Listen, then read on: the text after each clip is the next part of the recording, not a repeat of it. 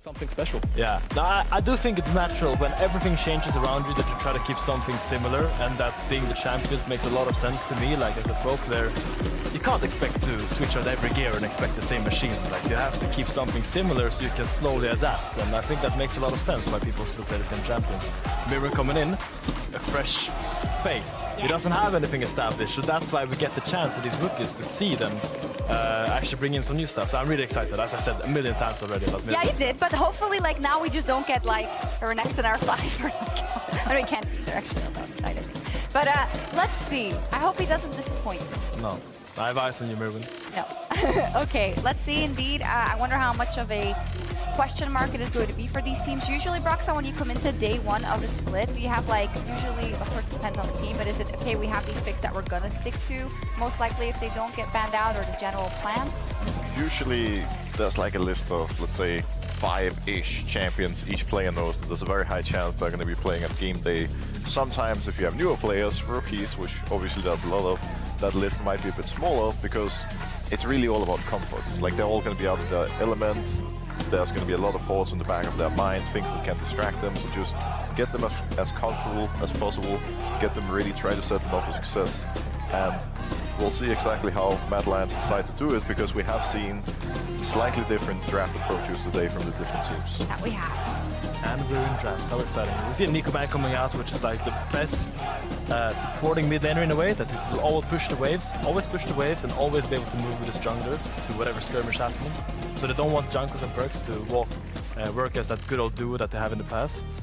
Yeah, I'd kind of describe it as your jack of all trades mid right now, right? Wave clear, decent team fighting, decent skirmishing. It doesn't really fall off all of the value. It's practically the only now, thing right? Neeko lacks, I think, is side laning. She's pretty bad at pushing out sides 1v1, so she needs a lot of help in that manner.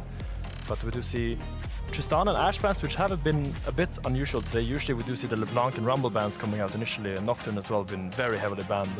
But there's a heavy target on the AD pool right now. Yeah, very, very heavy target. There's a lot of very powerful picks still left up. The Kalista as well has been kind of up and down priority throughout the day, so I'm kind of wondering whether that's going to be banned away or left up. I think this is Heretics saying, Mirwin, do you play Rumble? How good are you at meta champs? Rumble is the strongest meta pick. Do you want to play it? I think they're challenging Mirwin here in draft. And I think they might even ban like LeBlanc or a jungler that works well with Rumble, just to make sure that, do you want to play it or not? I think that would be a really smart way of approaching a game one draft against the rookie, to challenge them like this. Especially because if Wonder gets a matchup he's played a ton of times, it's going to be pretty straightforward. Like Wonder knows exactly what to do in the Rumble matchup, probably has played it way more than his opponent. There it is, the first game, Rumble is open. We see Heretics. We see the LeBlanc being grabbed right away. Wonder obviously has the opportunity to take Rumble himself, but again, it really depends on their priority. Also worth noting that with the AD carry pool being thinned out so much, there's a very high chance that Flaggit has his eyes set on the champion. I've had my eyes on Mirwin's match history in solo queue for a while, and I've seen a lot of LeBlanc top in that match history. No. Don't tease us. I'm keeping it. Okay, nice. I'm saying this earlier, so if it picks it later, I come off as a prophet. Hey, guys, if I may, Ryze has been locked in. This is kind of interesting. I'm wondering Ryze is what?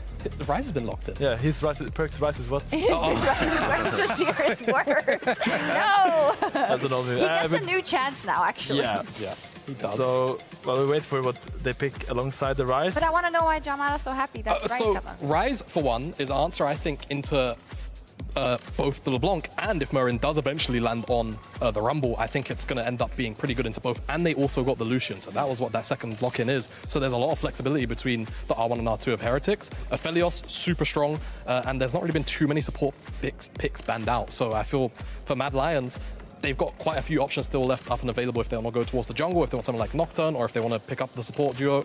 It's really up to them. A little throwback to 2019 Spring Split. There was one top laner tearing up every matchup on Ryze. Do you know who that was?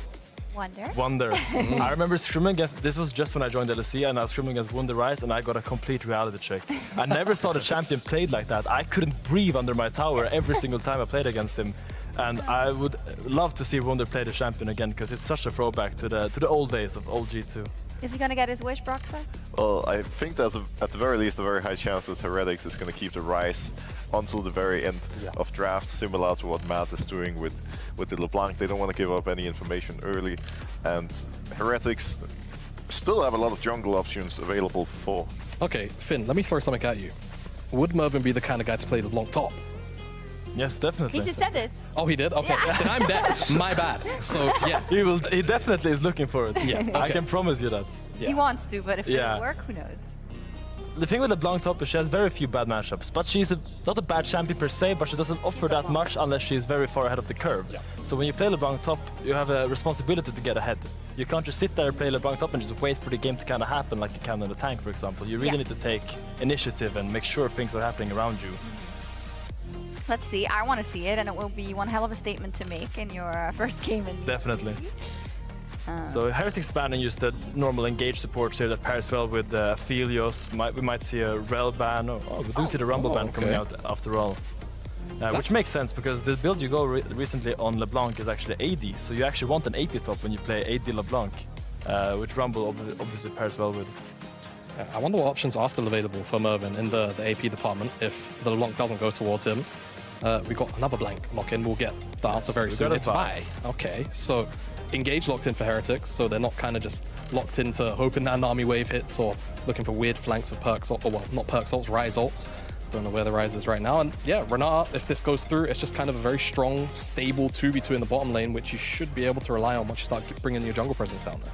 Yeah, I think in terms of bot lane, we're seeing slightly different approaches from the teams, with Heretics wanting to play very aggressive early on with Lucian, Nami, and not giving Aphelios, Renata a chance to scale and survive until the team fights. Of course, how aggressive they're going to be able to play really relies on the pick that Mad Lions goes for here, and whether LeBlanc is indeed the top laner or if it goes to the mid lane to Frescovi. I think you have to put it mid there. It's so hard to blind pick top, Yeah. but they do blind pick Gwen, which is brave. Blind pick Gwen has historically been a champion you can blind pick, but it's always faced many challenges because Gwen is, we know, is a champion that scales very, very hard. So if you pick a strong lane bull and bring your jungler up there, you can make sure she doesn't actually get to play the game. Reductant for Wunder then? Renekton would be a good option. We saw it earlier today. We saw Adam completely destroy Murder Game, even though the Gwen actually scaled in the end. We do see a Gragas. I assume that will be Gragas top into Gwen, which is an answer. I wouldn't say a counter, and I think if you blind Gwen, you're quite happy when enemy locks Gragas. And we get to see if the perks memes get revived, because he's actually playing Ryze. That is a throwback. So let's see. I mean, this is a very mid-jungle focused game. We have the Vi Ryze. Ryze wants to push the waves, and he needs Vi behind him so he can push and move freely. And then we have the LeBlanc, who wants to be able to dash in, hit the chain on Ryze, and then have Xin Zao following up on that gank. So there will be brawls, especially in the mid-jungle 2v2. I think that is paramount for this game. Yeah, I think it's going to be really awkward though, because the mid lane is so wide now. So I'm kind of curious about how the 2v2s themselves will necessarily play out. I think a lot of the setup being in the hands of Mad Lions in the earliest stages is going to really help them out. Once level 6 is online with the Vi though, I think that does definitely edge, in my opinion, towards Team Heretics. That's cool. We haven't really thought that much about it, but the distances are different. So Yeah. your dashes and kind of even like your Vi coming in or whatever, that could be slightly different. Broxa, what's your gut telling you about this game after these drafts? I think it's going to be a lot about Heretics using the early game tools they have available. They have so much playmaking, a lot of ways to go aggressive. They gotta make use of that. They gotta get an early advantage to snowball, because otherwise I think it's gonna be tricky for them in the middle late game. Okay, we'll see what happens. I do believe in a second my casters will be ready. I'm not sure if they are already. I don't know, so we're gonna wait. Finn, are you disappointed that he's not taking LeBlanc in the top lane? Oh, I'm sorry, you don't get the answer. We're going into the game. You'll never know. You'll never know. It's a yes.